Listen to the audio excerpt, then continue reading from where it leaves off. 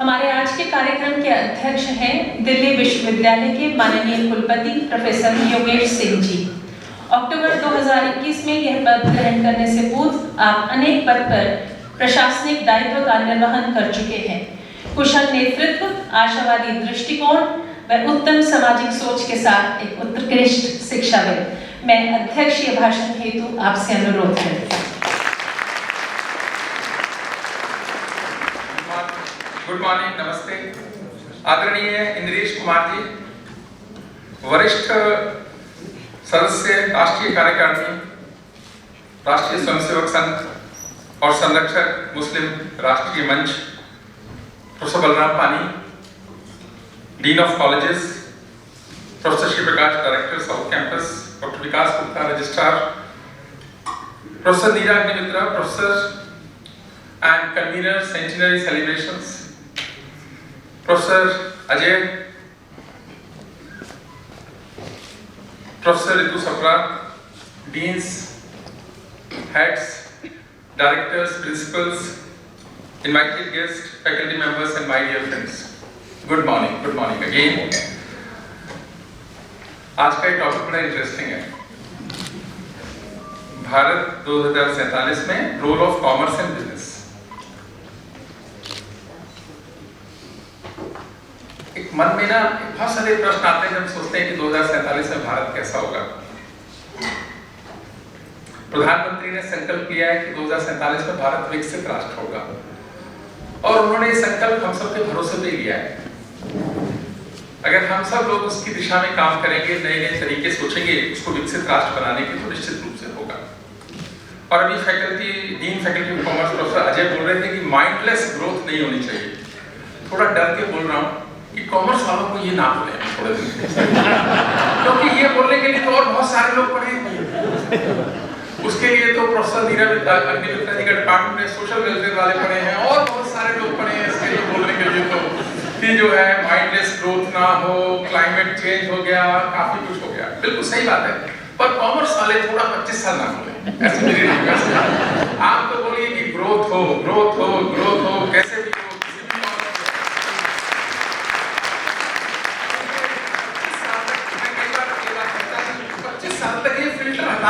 थोड़ा सा हर प्रपोजल जो भारत की सरकार को दिया जाए और भारत की सरकार कंसीडर करे और उसकी अदर ऑर्गेनाइजेशंस कंसीडर करें, उसमें एक ही फिल्टर लगाएं कि क्या ये ग्रोथ को बढ़ाता है या ये ग्रोथ को कम करता है। अगर ये ग्रोथ को बढ़ाता है तो उसमें सारे देश जुट जाए और यदि ये कमजोर करता है तो उसको 25 साल के लिए डेफर कर दो। मैं नहीं कह रहा कि हटाओ, 25 साल के लिए डेफर कर दो। कारण क्या है कि पूरी दुनिया की जिम्मेदारी यदि हम ही उठाएंगे इसमें बिना, तो हम तो पिछड़ जाएंगे, बाकी आगे बढ़ जाएंगे। ये ध्यान रखने की जरूरत है, मुझे ऐसा लगता है। और प्रोफेसर अजय ने बहुत अच्छी बात कही, माइंडलेस ग्रोथ एक बात है। दूसरी बात उन्होंने कही कि वाइस चांसलर भी 10% की ग्रोथ रेट की बात करते हैं 10% की। मैंने बहुत बार कहा, तो मैंने सोचा इसको प्रिसाइसली जरा देखा जाए। कल मैंने शाम को सोचा जरा देखते हैं कि और डेटा क्या कहता है इस बारे में। 10% तो एक कॉमन सेंस से बोला, तो जो स्टैटिस्टिक्स है वो ये कहता है कि 8.9% की ग्रोथ रेट तो चाहिए ही चाहिए। 9.8% की आए तो जरा होता है ना कि हम कंफर्टेबल जोन में रहने वाले हैं। तो अगर मैं 10 बोल रहा हूं तो क्या गलत बोल रहा हूं? और जो अभी हमारी $3 ट्रिलियन की इकोनॉमी है, भारत के प्रधानमंत्री ने कहा कि पहले 5 ट्रिलियन पे जाओ, उसके बाद में हमको $18 ट्रिलियन पे जाना है और 47 आते 18 से ऊपर जाएंगे तो ही आएगा नंबर। क्योंकि जब इकोनॉमिक्स की बात है तो डेटा की तो बात उसके साथ जुड़ी हुई है ही कि ये अचीव होगा कैसे और क्या क्या उसके इंस्ट्रूमेंट्स होंगे। तो सही बात है, इंस्ट्रूमेंट्स तो कॉमर्स है और बिजनेस है। ये जो जब तक सेक्टर इसको खींचेंगे नहीं तो ये आगे होगा नहीं। आज 2023 के अंदर, अभी 2022 का मैं डेटा देख रहा था कि जो कंट्रीब्यूट करते हैं भारत की जीडीपी में, ज्यादातर लोग इकोनॉमिक्स के बैठे हैं वो समझते हैं इन सब शब्दों का मतलब, कि सर्विस सेक्टर अभी 53.29% कंट्रीब्यूट कर रहा है जीडीपी में। अच्छा कर रहा है भारत, लेकिन सर्विस सेक्टर के साथ जो रिस्क एसोसिएटेड है वो भी हमको ध्यान में रखने होंगे। क्योंकि संसार में क्या है कि बहुत सारे देश इस पर काम करना चाह रहे हैं, कहीं कहीं पर हम लीडर हो चुके हैं, उसका हमें एडवांटेज है, उस एडवांटेज को हमें कंटिन्यू रखना है। जैसे कि डिजिटल टेक्नोलॉजी का क्षेत्र है, इंडस्ट्री सेक्टर अभी 25.29% का कंट्रीब्यूशन कर रहा है, और एग्रीकल्चर एंड एलाइड सेक्टर है वो 20% का कंट्रीब्यूशन कर रहा है इकोनॉमी के अंदर। लेकिन एक और चीज देखो ना, ये नंबर क्या है 53, 25 एंड 20, लेकिन जो ये 20% का सेक्टर है एग्रीकल्चर का, ये 70% लोगों के हाथों को काम देता है। भले ही कंट्रीब्यूशन 20% का है, पर 70% लोगों को डायरेक्टली और इनडायरेक्टली उनके हाथों को काम देता है ये सेक्टर। तो अगर जब हम इन्वेस्टमेंट की बात करें, इंडस्ट्री लगाने की बात करें, मशीनिंग की बात करें, अपग्रेडेशन की बात करें, तो इस सेक्टर में जितना ज्यादा करेंगे उतना जल्दी हमें रिजल्ट मिलेगा। ऑल्दो अभी वो 20% कर रहा है कंट्रीब्यूशन के अंदर। ये एक पॉलिसी बनाते हुए हमको ये ध्यान देने की आवश्यकता है कि एग्रीकल्चर और एलाइड सेक्टर है उस पर विशेष ध्यान देने की आवश्यकता है। एक टर्म इकोनॉमिक्स वाले यूज करते हैं, ग्रॉस नेशनल इनकम, GNI। बहुत सारा यूज होता है GNI, सब लोग बात करते हैं, क्योंकि जब हम विकसित राष्ट्र की बात कर रहे हैं तो उसके क्या पैरामीटर्स हैं और हम खड़े कहां पे हैं। आज 2023 में पहले उसको देखना चाहिए कि आज हम यहाँ खड़े हैं और यहाँ जाना चाहते हैं। कैसे जाएंगे वो एक अलग सब्जेक्ट है, पर हम जाना जो चाहते हैं कि जो ग्रॉस नेशनल इनकम है वो है क्या। पहला है कि GDP plus income received from foreign countries, यानी जो पैसा भारत की इकोनॉमी में जनरेट हो रहा है वो पैसा, प्लस जो विदेशों से भारत को पैसा आ रहा है वो, और जो भारत माइनस जो भारत ने विदेशों को पैसा देना है। ये जो नंबर आएगा ये है GNI, ग्रॉस नेशनल इनकम। और आज भारत की जो GNI है वो है $2170 पर कैपिटा इनकम है, $2170। सिंगापुर की जो है वो है 64,000। देखो कहां तक जाना है, हमारी है $2170। सिंगापुर की है 64,000, और आज भारत जो है लोअर मिडिल इनकम कंट्री में आता है, जो कि स्टैंडर्ड डेफिनेशंस हैं वर्ल्ड बैंक की और इंटरनेशनल ऑर्गेनाइजेशंस की। भारत लो इनकम ग्रुप में आता है। अभी हमें लो इनकम से मिडिल इनकम में जाना है, मिडिल इनकम से अपर मिडिल पे जाना है, फिर हायर इनकम पे जाएगा। जब हायर इनकम पे जाएगा तो डेवलप्ड नेशंस की जो आज की डेफिनेशंस हैं, आज की जो डेफिनेशंस हैं इकोनॉमिक्स के पर्सपेक्टिव से, पैरामीटर से, मैं उसकी ही सिर्फ बात कर रहा हूं। मैं खुशी की और विश्व गुरु की बात फिलहाल नहीं कर रहा हूं इस सब्जेक्ट में, मैं केवल इकोनॉमिक टर्म्स में क्या है वो बात कर रहा हूं। तो आप देखिए कि 2022 में जो हाई इनकम है, अगर आप आज डेवलप्ड हैं कोई देश, तो उसका स्टैंडर्ड है कि $13,000 से ऊपर इनकम होनी चाहिए पर कैपिटा। हम है 2,000, ये एक बेंचमार्क है। और 2047 को अगर इसको बढ़ाते हैं तो ये नंबर आता है $18,000। 2047 तक पर कैपिटा इनकम भारत की को अगर जाना है $18,000 ईयरली इनकम होनी चाहिए। इसको अगर रुपए में कन्वर्ट करें और 75 रुपए का डॉलर माने तो ये आती है 13,50,000। हर आय जो होनी चाहिए per capita income 13,50,000 per capita income. और भारत की आज जैसे मैंने बताया $2,000 है, तो 1950 में थी सिर्फ 265 रुपए। देखो देश ने तरक्की कितनी की है, पहले तो ये भी देख लेना जरा तरक्की कितनी हमने की। 2000 में हो गई 18,000, 2010 में हो गई 60,000, और 2021-22 में आज हमारी है 1,50,000। अब ये 1,50,000 सफिशिएंट तो है नहीं। हमको कहां तक लेके जाना है देश को? 13,50,000। तो वो कैसे संभव हो सकता है? वो बिजनेस के बिना संभव नहीं हो सकता, ग्रोथ रेट के बिना संभव हो ही नहीं सकता, और कोई तरीका ही नहीं है। देश में बिजनेस खड़े हों, ज्यादा अच्छा परफॉर्म करें, देश की कॉमर्स अच्छा करे, और एक उसके लिए एक सही सा माहौल हो। अगर हम डेवलपमेंट को रोकने की किसी भी तरह से प्रयास करेंगे तो ये डिले हो जाएगा, 47 में अपने को मिलेगा। और हम में से बहुत सारे ऐसे जो 47 तक जिएंगे भी, हम सही बात है, जिएंगे 47 तक, बिल्कुल जिएंगे। हम चाहेंगे कि अपनी आंखों के सामने देखेंगे कि भारत में 13,50,000 की इनकम पर कैपिटा इनकम आएगी तो समृद्धि आएगी देश के अंदर, और एक देश का जो एक क्वालिटी ऑफ लाइफ है पैसे की दृष्टि से सिर्फ वो सुधरेगी। ये तो ठीक बात है। अभी दूसरे काउंटर आर्गुमेंट देंगे कि पैसा होता है तो उससे क्या फर्क पड़ता है, खुशी तो नहीं आती। मैं सही बात, मैं इसमें मानता हूं कि पैसा खुशी होने की गारंटी नहीं है, लेकिन पैसे की कमी दुख की गारंटी 100% है। पैसे की कमी, पैसा दुख का मतलब खुशी का कारण भले ही ना हो, लेकिन उसका ना होना दुख का कारण पक्का है। तो कम से कम एक लेवल तो अपन अचीव कर लें यार कि हमारा इससे ऊपर है। उसके बाद जिसे खुश रहना रहेगा, जिसे दुख रहना दुखी रहेगा, हम क्या कर सकते हैं।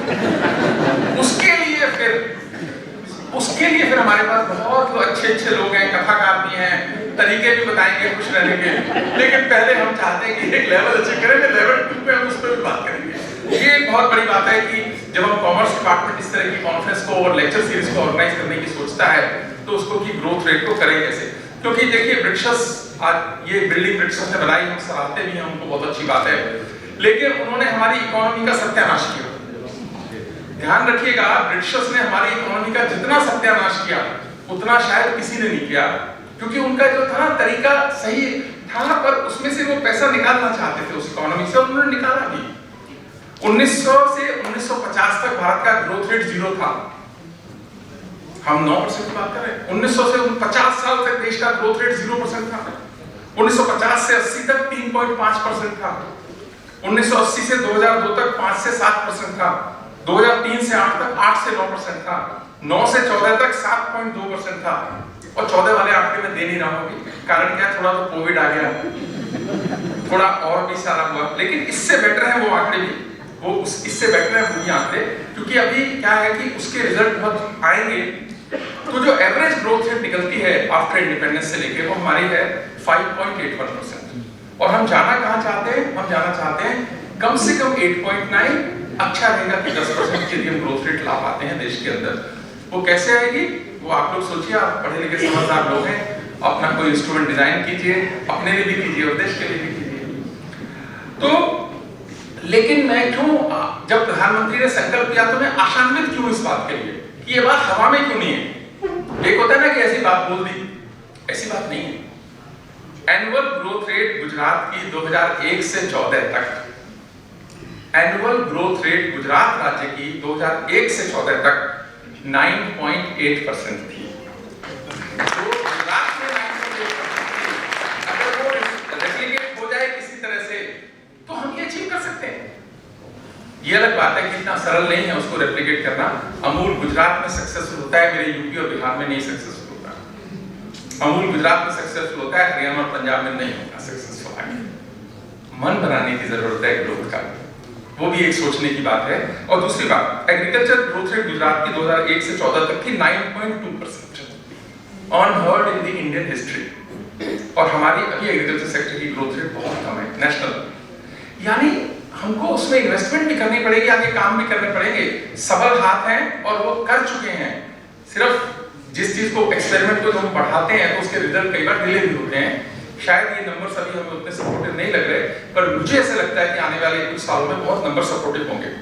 अब मैं आ रहा हूँ 2 मिनट और 2-4-5 मिनट लूंगा कि वेल्थ क्रिएशन की हम बात कर रहे हैं। बेसिकली वेल्थ क्रिएशन के लिए बिजनेस, देखो बिजनेस उसका बेस्ट इंस्ट्रूमेंट है। जो अमीर आदमी बना है वो बिजनेस से ही बना है, ठीक बात है ना।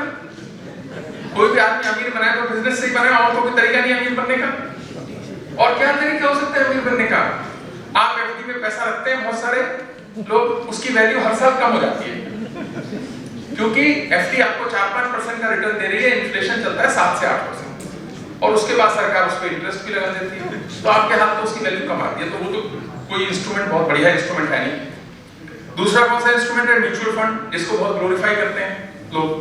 Mutual fund maximum better long run में 11% का देता है, और इन्फ्लेशन 7-8% का चलता है, तो वो वैल्यू को प्रिजर्व कर रहा है मनी की, और छोटा मोटा आपके पैसे बढ़ा भी देगा, ठीक बात है ना, लेकिन वेल्थ नहीं क्रिएट करके देगा। अब ये तुलसीराम जी मेरे सामने बैठे हैं और बहुत सारे लोग बैठे हैं, वो कहते हैं कि इन्वेस्टमेंट इन स्टॉक से आपकी वेल्थ क्रिएट हो सकती है। हो सकती होगी, लेकिन उसमें सक्सेस कम है और दुख बहुत सारे लोगों के पास है, इसलिए वो भी हमें पता नहीं है। कुछ लोगों की सक्सेस है, लेकिन ज्यादातर लोगों को कोई खास क्रिएट होता नहीं उसमें भी। तो इंस्ट्रूमेंट्स उसके क्या बने, अगर ग्रोथ रेट बननी है तो वेल्थ क्रिएशन अगर इंडिविजुअल की नहीं होगी तो कलेक्टिव क्यूमुलेटिव ग्रोथ रेट कहां से होने वाली है, वो होगी नहीं। ये एक बहुत बड़ा चैलेंज है कि किस तरीके से नए कुछ इंस्ट्रूमेंट्स हमें बनाएं, और आप सब लोग ब्राइट माइंड्स हैं इस देश के, सोचिए इस पे कि किस तरह से वो बन सकता है। और जब बिजनेस है तो एक्सपोर्ट की भी बात है कि एक्सपोर्ट एक डिफाइनिंग रोल प्ले करेगा। भारत को एक्सपोर्ट पे फोकस करना होगा। आज हमारा 22 में केवल 2.1% शेयर है ग्लोबल ट्रेड में। 27 में मानते हैं गवर्नमेंट कह रही है 3% आएगा, और 47 तक 10% आएगा। लेकिन जो एरियाज हैं, जैसे अब डिजिटल टेक्नोलॉजीज है, आज हम सब लोग यूज करते हैं ना, पेटीएम, गूगल पे, इसके पीछे जो सॉफ्टवेयर काम करता है, यूपीआई जिसको बोलते हैं, यूनिफाइड, क्या बोलते हैं उसको, यूनिफाइड पेमेंट इंटरफेस। ये गवर्नमेंट ऑफ इंडिया ने जब बनाया, बैकएंड पे यही सॉफ्टवेयर चलता है, फ्रंट एंड पे चाहे आपका पेटीएम चले, चाहे गूगल पे चले, चाहे कोई और चले पेमेंट का। वर्ल्ड में सबसे बढ़िया एक्सपेरिमेंट ये हुआ, और आज ट्रांजैक्शंस की जो वर्थ लेते हैं, इसमें करीब 9 ट्रिलियन से ऊपर का अमाउंट है जो ट्रांजैक्शन हो रहा है। भारत के लोगों ने वो करके दिखाया जो दुनिया में कहीं नहीं हुआ। तो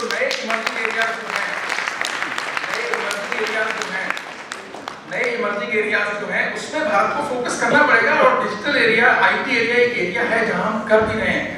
आज देखिए हमारा वो क्या बोलते हैं, सब्जी बेचने वाला भी जो आता है, वो भी आपको पेटीएम और इस पर पेमेंट, एक क्यूआर कोड उसके पास होता ही है अपना, है ना, क्विक रिस्पांस कोड होता ही है उसके पास में।